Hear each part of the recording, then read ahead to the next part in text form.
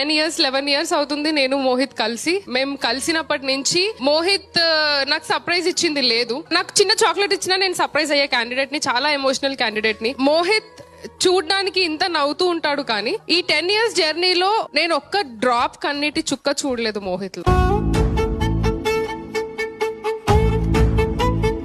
మా లైఫ్ లో the best జరిగింది అంటే వెన్ మోహిత్ ఎప్పుడైతే ఇంటికి వచ్చి పెళ్లి చేసుకుంటావా అని అడిగినప్పుడు మా డాడీ ఒక్కడే మోహిత్ కి సపోర్ట్ చేశాను. అక్క వాళ్ళు, మమ్మీ వీళ్ళంతా తల్లి తండ్రి లేకుండా పెరిగిన పిల్లాడు, ఎలా పెరిగాడో ఏమో, ఆస్తి ఏం లేదు.